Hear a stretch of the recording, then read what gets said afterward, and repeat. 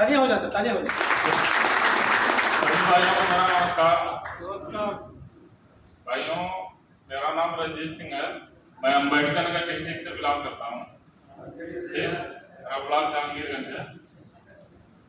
और सर, जैसा कि मैं आप लोगों को बताना चाहता हूँ कि मैं अपने पिताजी को लेकर काफी परेशान था। दरअसल वो नेफ्रो पेशेंट यानी किडनी से ग्रसित थे और उनको डायबिटीज 20 साल से था, ठीक है ना। बहुत सारे भाइयों के दिमाग में किडनी को लेके बहुत सारा डाउट होगा कि उनकी डायलिसिस चल रही है, हम उस पर दवा कैसे यूज करें, किस हिसाब से उसको हमको लगाना है, उनको कोई परेशानी ना हो। मैं उसी टॉपिक पे आऊँगा, लेकिन मैं उससे पहले मैं बताना चाहता हूँ कि मैं अपने पिताजी को लेके कहाँ भटका, कहाँ कैसे कैसे परेशान हुआ। पहली बात तो ये जान लीजिए कि एलोपैथ में नेफ्रो की यानी किडनी की कोई दवा आज तक बनी ही नहीं है, ठीक ना। स्टार्टिंग में हम लोग भाग के जाते हैं कि हमारा किडनाइन बढ़ गया, यूरिया बढ़ गया, सोडियम पोटेशियम बढ़ गया, पेशाब से प्रोटीन आ रहा है, यूरिन होल्ड हो गई है, प्रोस्टेट की दिक्कत हो गई है, एटीसी इसमें जो भी चीज आता है हम लोग भाग के जाते हैं नेफ्रो डॉक्टर के पास। वहाँ पे हम सारा चेकअप वगैरह करवाते हैं और सीटी स्कैन, सोनोग्राफी और चीज सारा चीज करवाते हैं, ठीक ना। तो बहुत लोगों में होता है क्या कि किडनी में पता चला स्टोन हो गया, पस बन गया, तो वो लोग सजेस्ट करते हैं कि डीजे स्टैंटिंग करना पड़ेगा और चीज होगा, इससे हमारा किडनी जो है प्रॉपर अच्छे से वर्क करना चालू कर देगी। लेकिन होता क्या है कि वो तो ठीक है कर दिए, आपका 35-40 हजार का ऑपरेशन करके कर दिए, उसके बाद से आपको एडमिट किए। अब मैं वहाँ की प्राइवेट हॉस्पिटलों की या जहाँ पे एलोपैथ का ट्रीटमेंट चल रहा है उसकी सच्चाई मैं बताना चाहता हूँ, क्योंकि मैं पिताजी के चक्कर में 35-40 लाख रुपए की चपट में गया था। मेरी आर्थिक स्थिति पूरी डैमेज हो चुकी थी, ठीक ना। मुझे वहां से जबरदस्ती भागना पड़ा हॉस्पिटल से, यानी डॉक्टर से बोलना पड़ा कि अगर आप अपने पैसे से ट्रीटमेंट करना चाहते हैं तो करिए, मैं यहाँ पे अब नहीं रुक सकता हूँ।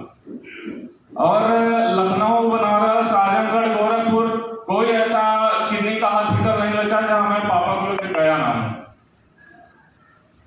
तो हमारे नजदीक में है, गांव के बगल के दिलीप भैया, ये हमको थोड़ा बताया कि थोड़ा सर से एक बार आप संपर्क कर लीजिए।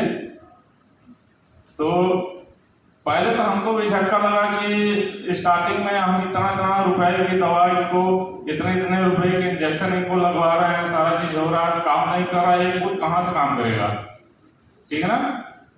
तो जब यहाँ से मैं आया, सर को बताया सारा चीज, दवा लेके गया और दवा उनको टेस्ट करवाना चालू किया। पापा की उस समय डायलिसिस चल रही थी और पापा एक कदम उठने के कंडीशन में नहीं थे कि उठ के एक कदम पाँव में डाल लें। मैं उनको गाड़ी से उतारता था, व्हील चेयर से लेके सीधा डायलिसिस सेंटर में, डायलिसिस सेंटर से फिर सीधा गाड़ी के अंदर, उनकी वो कंडीशन थी। लेकिन आज की डेट है, इस दवा की देन है कि वो पर डे 2.5 से 3 किलोमीटर सुबह में हमसे पहले उठ के डालते हैं, उसके बाद बैठ के योगा करते हैं। अब मैं भाइयों आप लोगों को बताना चाहता हूं कि डायलिसिस में मेन चीज ध्यान देने योग्य बातें क्या होती हैं। जैसे आप गए नेफ्रो डॉक्टर के पास गए, वहां पे तो पहली बात तो ये अपने दिमाग से निकाल दीजिए कि एलोपैथ में कोई अभी तक किडनी की दवा नहीं बनी है कि जो किडनी को पूर्णतः ठीक कर दे, ठीक ना। स्टार्टिंग में रोकथाम कर सकते हैं वो, लेकिन जैसे जैसे किडनी ने आपका 4 से 5, 6, 7, 8, 9, 10 पहुंचाना, तो वो सीधा सजेस्ट कर देंगे आप डायलिसिस करवाओ। और डायलिसिस में भी जैसे 10-12 पहुंच गया आपका, तो आप पहली डायलिसिस करवाओगे, बहुत तेजी से घटेगा आपका किडनी, घट के आ जाएगा लगभग 6-7 के आसपास आ जाएगा, दूसरा का आप कराओगे 4-5 तक आ जाएगा। 5 के बाद आपका धीरे धीरे पॉइंट में घटना चालू होगा, ठीक ना। तो कहने का मतलब है कि उसमें आपका रिपोर्ट मस्ट होता है, आपका हीमोग्लोबिन मस्ट होता है। जैसे ये दवा आप चला रहे हैं, इसमें चलाने का मतलब है कि जैसे जब डायलिसिस होती है तो उसमें किसी के सांस में खिंचाव भी आ सकता है, पेट में दर्द भी हो सकता है, ठीक ना, सीने में भी तनाव आ सकता है। तो उसमें ध्यान देने योग्य बात होती है हमारी रिपोर्ट। रिपोर्ट का मतलब है कि हमें उसमें ये देखना कि हमारा पोटेशियम तो नहीं बढ़ा है, हमारा सोडियम तो कम नहीं है, कि हमारा बीपी डाउन हो रहा है। और उसमें बहुत सारी चीजें होती हैं। और हमको उस मशीन पे कम से कम ये देखना चाहिए कि हमारा ब्लड फ्लो यानी ब्लड पंपिंग जो मशीन कर रही है कितनी स्पीड में कर रही है। क्योंकि ज़्यादातर डायलिसिस सेंटर में इस तरीके से करते हैं लोग कि आपका लगा दिए, आपको जानकारी नहीं है, उसके बाद से पीछे मुंह करके मोबाइल लेके बैठ के देख रहे हैं। पेशेंट को आपको दिक्कत है, आपको पेशेंट के पास भी खड़ा नहीं होने देंगे, कहेंगे कि कैमरे में रिकॉर्डिंग हो रही है और चीज दिक्कत हो रही है, आप बाहर चलिए, ठीक ना। तब आपकी जिम्मेदारी वो बनती है कि आप उसको कैसे मैनेज करते हैं, आप उस रिपोर्ट को कैसे मैनेज करते हैं। और रही बात कि जैसे अभी मैं वेदांता हॉस्पिटल की बात करता हूँ कि अगर आप आयुष्मान कार्ड लेके जाते हो, एक डायलिसिस पे आपका कम से कम 10 बार डायलिसिस करते हैं। और मैं डायलिसिस के बारे में बताना चाहता हूँ, पहली बार डायलिसिस आपका 100% वर्क करता है, दूसरी बार 75%, तीसरी बार 33%, चौथी बार में 0 आ जाता है। आप सोचिए कि अगर 10 बार अगर वही डायलिसिस चलाया जाता है, आपका किडनी डाउन होगा, यूरिया डाउन होगा? नहीं होगा, क्योंकि आपका फिर से वो रिवर्स हो जाएगा। आपको वहाँ टीएलसी, ब्लड संक्रमण, यूरिया, किडनी, सोडियम, पोटेशियम सब अस्त व्यस्त हो जाएगा पूरे शरीर का।